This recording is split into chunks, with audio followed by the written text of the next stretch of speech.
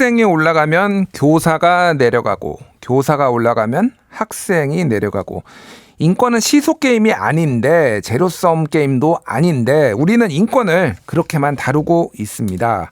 학생 인권조례 폐지와 관련된 다양한 시각 변상욱 대기자 정소연 변호사와 얘기 나눠보도록 하겠습니다. 두 분 안녕하세요. 네, 안녕하십니까. 예, 두 분은 원래 알고 지내셨습니까? 아니요. 예. 처음 뵙습니다. 우리가 사랑의 스튜디오예요. 항상 이렇게 모르시는 분들 외져드리는데 오늘도 굉장히 케미스트리가 잘 맞을 거라 저는 생각을 하는데 뭐 변상욱 기자님이야 제가 잘 아는 분이고 자주 뵀으니까 그런데 정소연 변호사님이 제가 검색을 해보니 이력이 굉장히 독특하시더라고요. 네. 본인의 직업을 여러 개가 있던데 좀 소개를 해주시죠. 일단 SF 작가 번역가로 일을 하고 있고요. 네. 했었고 그러다가 변호사가 돼서 지금은 개인 변호사 사무실을 한 지 12년 됐습니다. 예. 제 로망이네요. 제가 기자 하다가 무협소설 작가가 되는 게 꿈이었는데 예. 시간이 없어서. 지금도 늦지 않았어요. 그래?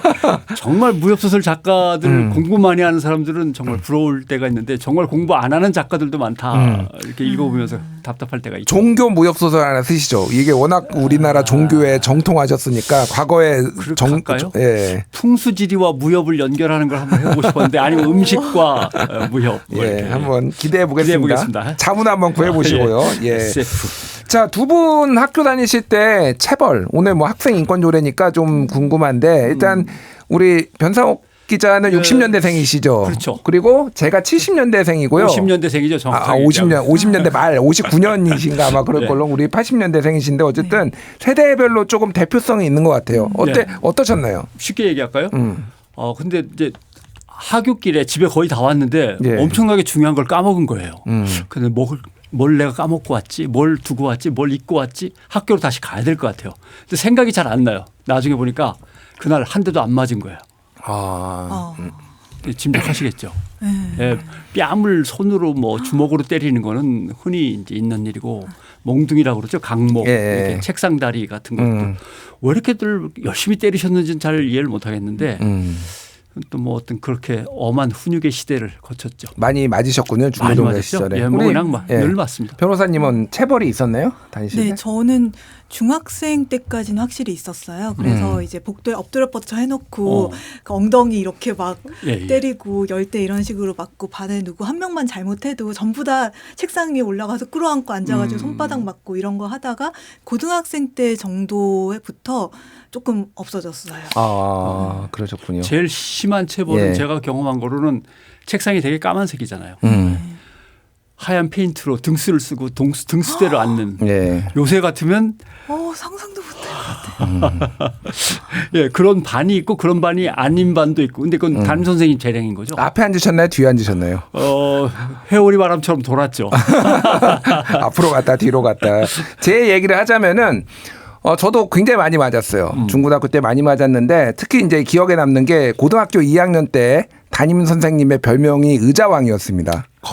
예, 이거 의자왕이라고 하는 거는 의자로 학생을 찍어서 이렇게 굉장히 다혈질이셨는데 의자로 학생을 이제 찍어서 그래서 의자왕이라는 별명이 있었고 저는 의자로 맞지는 않았지만 그 담임 선생님한테 뺨을 한 30대 정도 맞은 적이 있어요. 그래서 왜 맞는지도 모르겠고 제가 왜냐하면 어쨌든 공부도 잘하고 나름 우동생이었는데 갑자기 때리기 시작해가지고 굉장히 그런 시대 야만의 시대를 우리가 거쳐왔어요. 선생님이 정말 잘못되셨다라기보다는 그냥 그게 하나의 패턴이고 그냥 이미 몸에 익숙하고 정신적으로도 늘 그렇게 하는 게 당연한 걸로 여기던 그 시대를 이제 넘어온 거죠. 그러니까요. 네, 자, 본격적으로 얘기를 들어가 보겠습니다. 이렇게 부당하게 학생들이 체벌을 받고 맞고 또 부당한 조치를 당하는 거를 조금 막기 위해 그래서 학생 인권 조례라는 것들이 이제 만들어지기 시작했습니다. 그래서 학생 인권 조례는 2010년 10월 5일 경기도에서 최초로 경기도 학생 인권 조례가 이제 선포가 됐고요. 그 이후에 광주, 서울, 전북 교육청이 잇따라 제정을 하게 됐습니다. 그래서 들어보시면 알겠지만은 진보 교육감들이 상대적으로 먼저 시작을 했고 보수 교육감들 중 그런 데에서도 나중에 이제 따라오게 됐어요. 어떤 내용을 주로 담았나요, 여기에? 기본적으로 인권 침해 기준을 분명히 한 것 같습니다. 조례에서 이런 게 인권 침해들이다. 그다음에 학칙을 만들 때도 이제 어떤 사람들이 어떻게 해서 어떤 식으로 학칙을 만들어서 함께 지킨다. 그래서 학교 전반의 생활 속에서 학생들의 기본권, 인권 또는 학생들에 대한 존중이 어떻게 지켜져야 된다. 그리고 세부적으로 이런 것들이 있다. 이 정도를 규정해 놓은 거죠, 뭐. 맞나요? 그렇군요.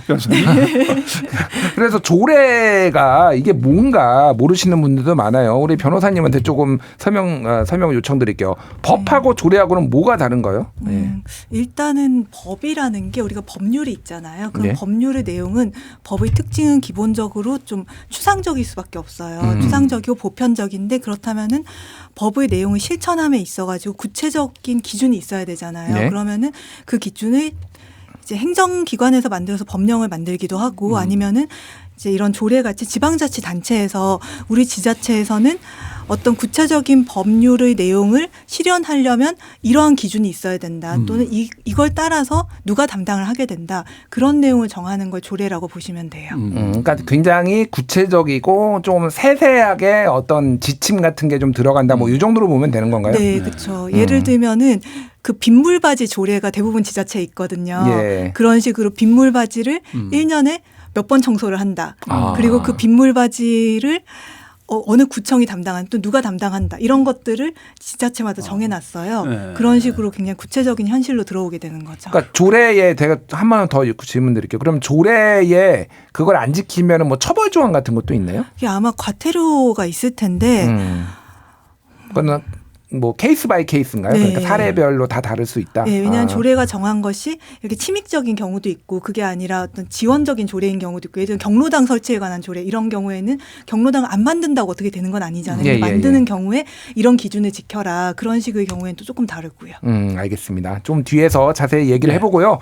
더불어민주당 은평갑 허율 청소년위원 장학의 인터뷰에 따르면은 학생 인권 조례가 있어서 늘 든든했다. 비유하자면은 치아와 이빨과 같은 이와 같은 느낌이다. 있을 때는 별 생각이 없지만은 너무나도 필요하고 꼭 있어야 하는 기관이다라는 말을 했는데 학생 인권 조례는 학생들의 삶을 좀 어떻게 바꿨을까요? 예를 들면 인권 침해가 벌어졌는데 이게 인권 침해인지 아닌지를 누가 이걸 판단을 할 거냐 판정하고 할 때 가이드가 없으면 어려운데 인권 조례가 있으니까 학생 인권에 대한 침해로 규정하고 구제하는 게 손쉬워진다고 하면 좀 말이 이상하지만 더 체계적이고 분명해지는 거죠. 이런 것들이 있고 그다음에 학칙을 만든다고 하면 학생 인권 조례 같은 경우는 어떤 규정이 있냐면 학교 규정을 제정하거나 개정할 때는 참여할 사람들이 학생, 학부모, 교사 등등등 이렇게 해서 민주적인 절차에 의해서 학교의 규정이 만들어지고 그 규정을 함께 지키기로 공론화를 거쳐서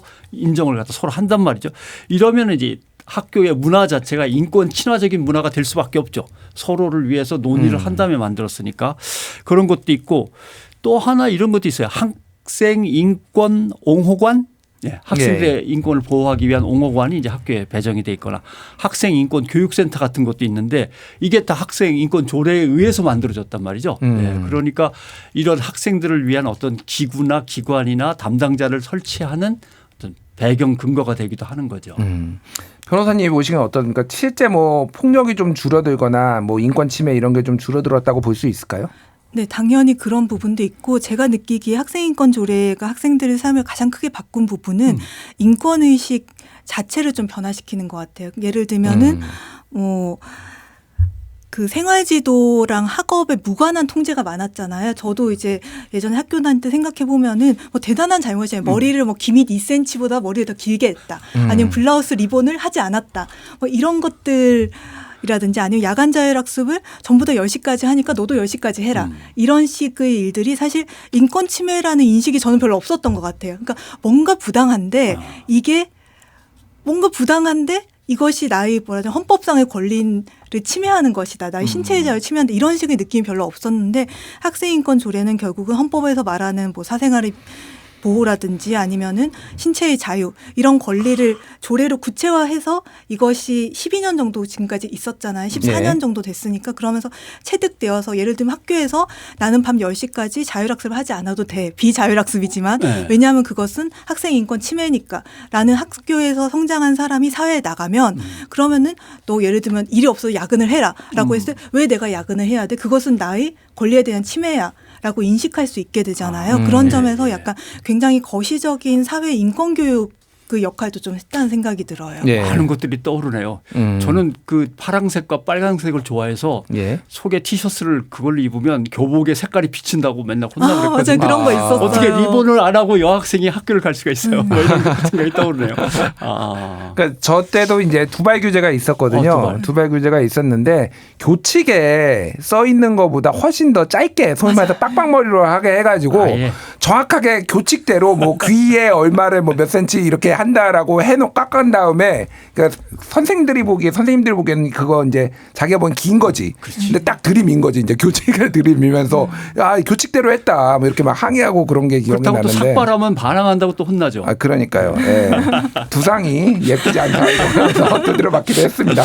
자, 어쨌든 학생 인권 조례가 여러모로 이제 긍정적인 작용을 했다 이렇게 말씀하셨지만은 소위 말하는 교권의 추락이라는 것들이 이제 대두가 되고.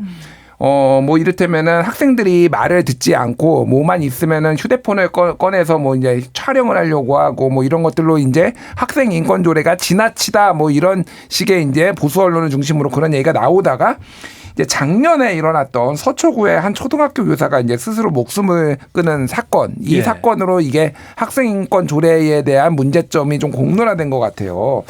언론이 이 사건을 좀 어떻게 다뤘는지 좀 일단 변상욱 기자님께 좀 말씀드리겠습니다. 언론이 이 사건을 어떻게 다뤘나를 이야기하자면 참 눈물 없이는 이야기할 수 없죠.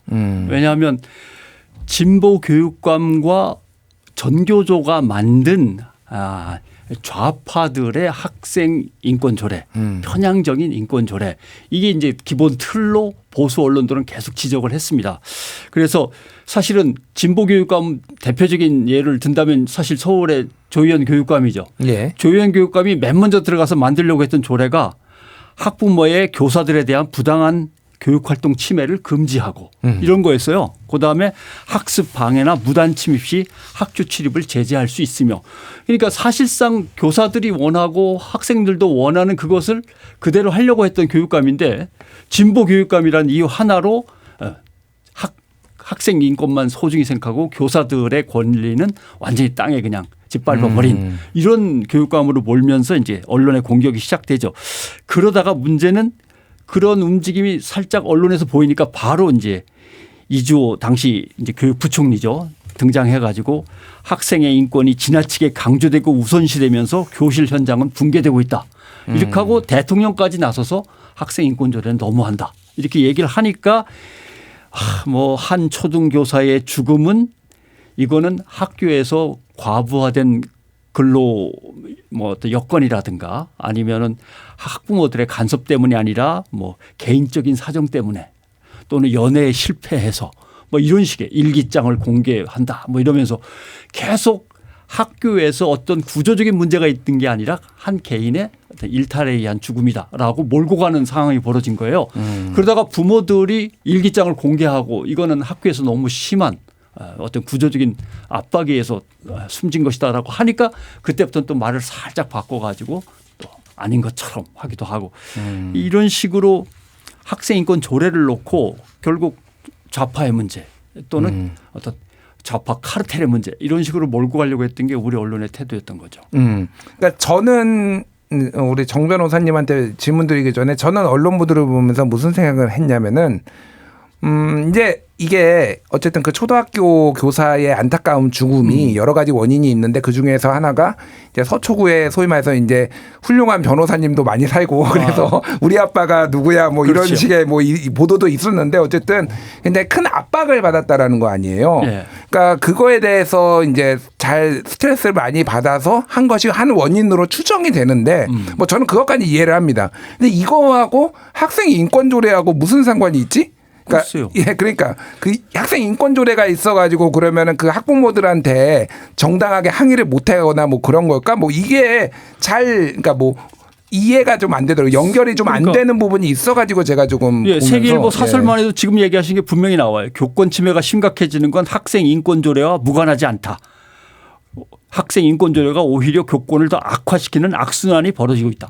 그런데 그 근거가 뭐고 현상이 왜 생기는지에 대해서 설명은 별로 없는 거죠. 그러니까 학생 인권 조례가 있기 때문에 학부모들이 무리한 갑질을 했다라고 볼 수가 있는 건지에 대해서 제가 좀 의문인데 정소연 변호사님은 좀 어떻게 보셨습니까? 일단 학생 인권하고 교권이 사실 직접적인 관련이 없잖아요. 단지 공통점이라고 하면은 둘 다 권리 문제인 건데 이 어떤 서희초 사건이라든지 이런 종류의 사건들은 사실 학생의 기본권을 보장하는 것과 전혀 별개로 노동자인 교사의 권리를 어떻게 보호할 것인가. 이게 말하자면 소비자의 갑질이라든지 아니면 우리가 요즘 많이 문제는 직장 내 괴롭힘 이런 계통의 문제이기 때문에 서로 관련이 없는데 마치 그 학생의 인권이 보장되면 교사의 권리가 하락하는 것처럼. 근데 그렇지가 않거든요. 심지어 학생인권 조례가 폐지돼도 교사의 권리는 전혀 향상되지 않을 수도 있어요. 왜냐하면 그것은 교사의 학생인권 조례가 폐지되면 교사의 권한이 넓어질 수는 있는데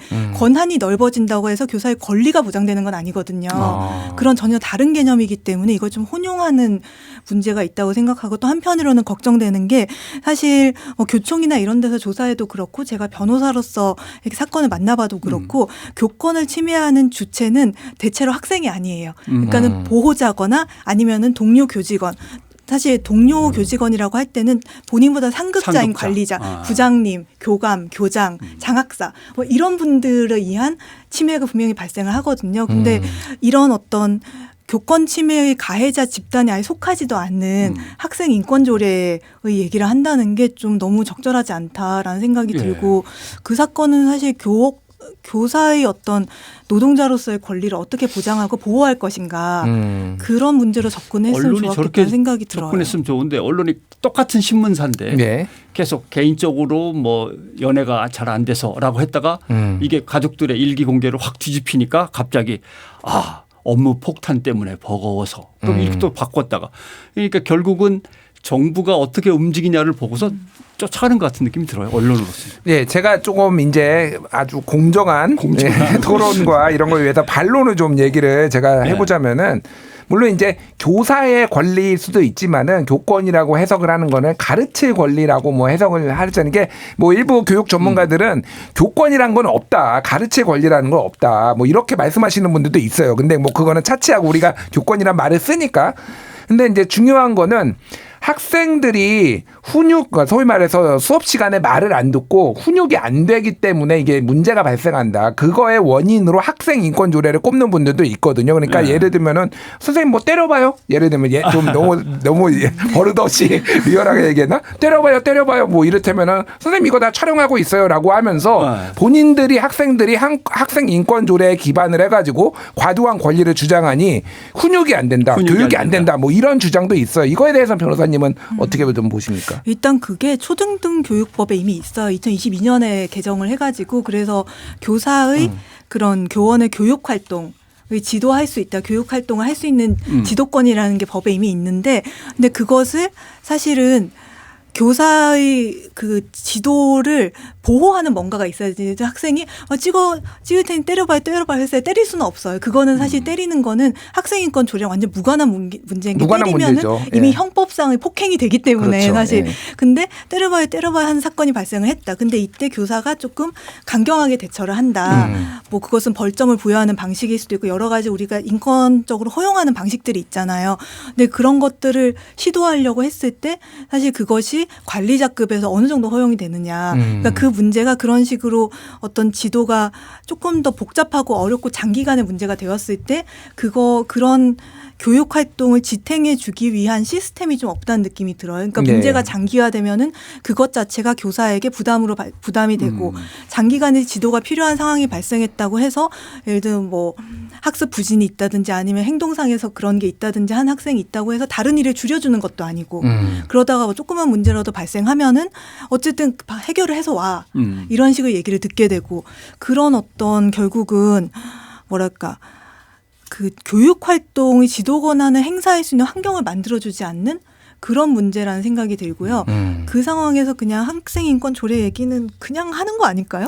그냥 그러니까 이런 제가 조금만 부연 설명하자면 그냥 이런 거죠. 그러니까 교사가 주어진 권한 내에서 벌점을 주든지 한다고 하면은 사실은 학생은 별 얘기가 없는데 그 다음에 학부모가 찾아와서 난리를 치고 그러면 위에 이제 교장이나 교감은 왜 이렇게 뭐 이런 거를 해가지고 이렇게 학교를 시끄럽게 하고 말이야 이거 빨리 사과하고 빨리 해결하세요 이런 식으로 압박을 주는 이런 것 때문에 교사가 더 스트레스 받는다는 얘기도 있거든요. 아니면은 학생들이 어떤 조례에 있는 규정을 조금 확대 해석하거나 해갖고 선생님한테 대들 때 그걸 가지고 학생이 오해하거나 확대 해석해서 대든 걸 가지고 조례가 잘못돼서 이렇게 하는 경우도 있거든요. 예를 들면은 학생 인권 조례 중에 애들이 이제 막 스마트폰을 꺼내서 막 장난질을 치거나 아니면 검색하고 놀거나 게임을 하면 선생님 입장에서 다른 아이들의 수업이 방해될 수 있으니까 이제 뭐 말릴 수는 있죠. 그러면은 이제 수업 시간에 학생의 전자기기를 소지 사용을 금지해서는 안 된다는 학생 인권 조례에 조항이 있었고 선생님이 그걸 말릴 수도 없다. 스마트폰을 마음대로 쓰면. 근데 학생 인권 조례에는 그런 조항은 없거든요. 아, 없나요? 예. 정확하게 얘기하면 학생은 소지품과 사적인 기록물, 사적 공간, 사적 관계 등 사생활의 자유와 비밀이 침해되거나 감시받지 않을 권리를 갖는다. 그러니까 다 어떤 인권에 대한 아주 기본적인 사항을 그대로 좀 쉽게 옮겨놓은 거 정도인데 이런 거에 대해서 휴대폰 사용을 금지시키려고 그러면 애들이 벌떡 일어나서 인권조례에 그렇게 안 돼 있습니다 이런다고 이제 흔히 언론도 받아쓰고 사람들이 그렇게 오해를 하고 있는 거죠. 그러니까 그런 조항이 만약에 문제가 되면은 좀 더 구체적으로 그렇죠. 휴대폰 사용에 맞습니다. 대해서도 좀 조항을 넣어가지고 명백하게 조금 할 필요는 있지 않나 그런 생각이 들긴 합니다. 아니면은 뭐가 들어갈 때 뭐 보관을 갖다 하고 나중에 돌려주게 한다든가 뭐 다른 방법을 찾아야 되는데 인권조례 자체를 없애라라고 하는 거는 이제 과잉 조치인 거죠. 학생 인권조례에는 교권에 대한 부분도 있다고 하던데 예를 들면 학생 인권조례 4조 5항에는 학생은 인권을 학습하고 자신의 인권을 스스로 보호하며 교사 및 다른 학생 등 다른 사람의 인권을 침해해서는 안 된다. 4조 6항 학생은 학교의 교육에 협력하고 학생은 참여하에 정해진 학교 규범을 존중하여야 한다. 이런 내용도 있는데 그렇습니다. 이런 내용은 어떻게 좀 해석을 해야 될까요?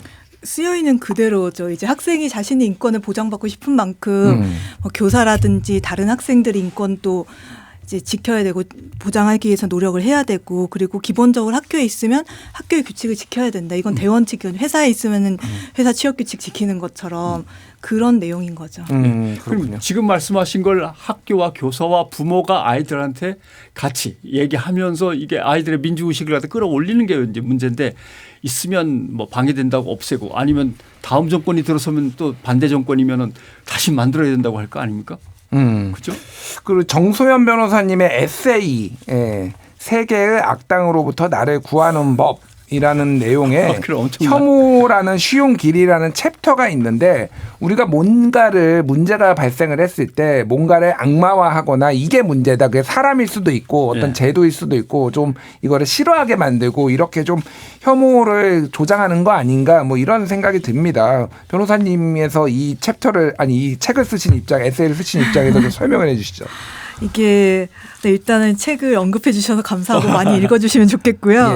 그 하나의 좀 쉬운 공격 대상을 만들고 그것을 온갖 문제의 어떤 원인이다. 죄를 퇴치하면은 이 문제가 해결될 것이다라고 생각을 하면은 마음은 참 편할 것 같아요. 근데 편치 않잖아요. 예를 들면 학교에서 어떤 뭐 교사라든지 아니면은 사실 학교에서 요즘 교원과 행정직 간의 갈등도 있는데 어쨌든 그런 갈등의 문제가 발생하는 거는 가해자의 권리가 잘 보장돼서가 아니라 그 가해자에 대한 규율이 부족하기 때문이잖아요. 근데 그런 식으로 좀 문제를 쉬운 답이 아닌 쪽으로라도 생각을 하는 게 필요하지 않나라는 생각을 합니다. 어떻게 보면 하나의 프레임 같아요. 약간 왜냐하면 학교에서 문제가 발생하면 이 구조적인 문제를 책임질 교육청하고 정치권이 빠져나가려니까 애들 잘못이죠.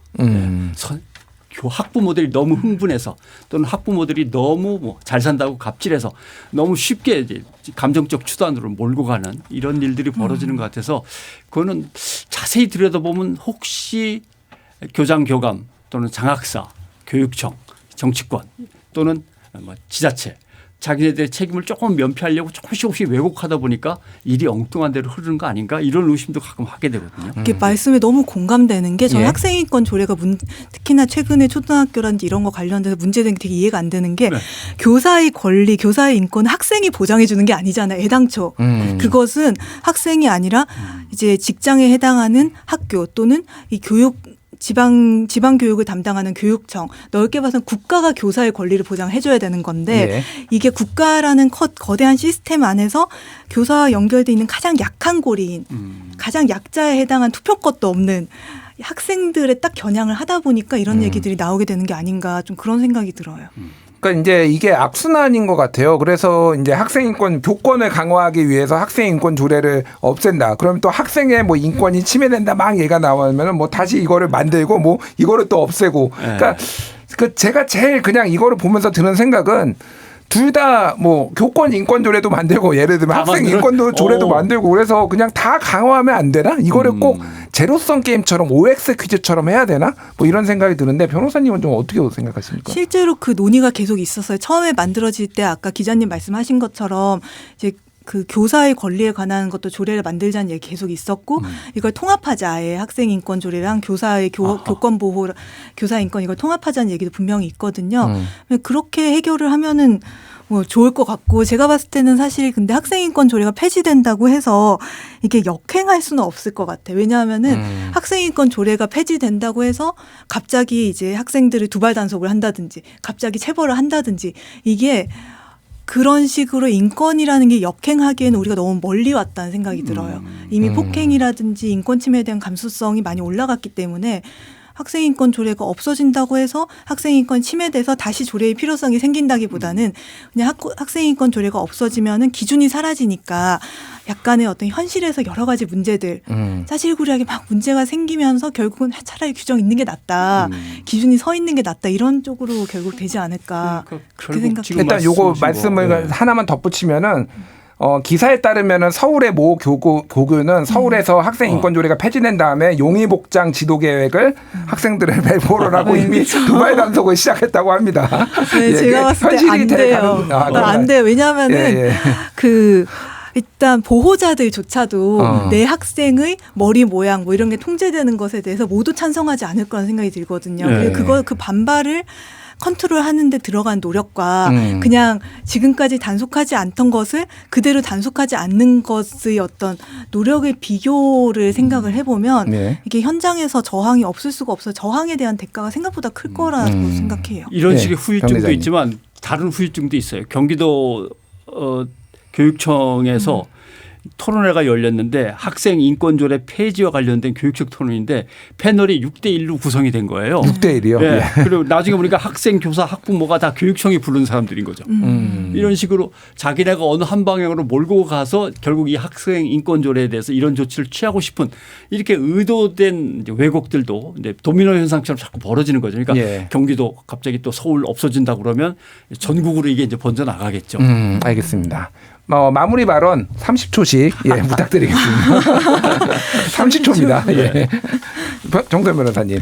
네, 이 학생인권조례 폐지가 좀 낙담이 되는 소식이긴 해요. 만드는데 굉장히 오래 걸렸었고 특히나 청소년 인권운동가들이 많이 노력을 했는데 그렇지만 학생인권조례가 폐지된다고 해서 학생 인권이 반드시 후퇴할 것이라고 생각되진 않아요. 우리가 아무 규정도 없을 때도 분명히 진보를 이루어냈었기 때문에 지금 규정이 없어진다고 해도 이 자리에서 방어하고 조금이라도 나아가고 결국은 더 많은 사람들이 학생과 교사 모든 관련자들의 권리가 더 보장되는 사회가 될 것이라고 저는 믿습니다. 정 기자님. 학생 인권조례가 있는데도 불구하고 지난해 통계를 보면요. 폭력으로부터 자유로울 권리, 이 권리를 침해한 상담이 138건이에요. 많습니다. 결국 학생 인권 조례는 교권과 학생 인권은 양자택일해야 되는 그런 권리가 아니거든요. 그런 점에서 좀 신중히 좀 접근을 해 주셨으면 정치적으로 접근하지 마시고 이렇게 부탁을 드리고 싶습니다. 알겠습니다. 공감 칼럼 사람 섹션 오늘은 학생 인권 조례 폐지 이야기 나눠봤습니다. 변상욱, 정수연 두 분과 얘기 나눴습니다. 감사합니다. 고맙습니다. 감사합니다.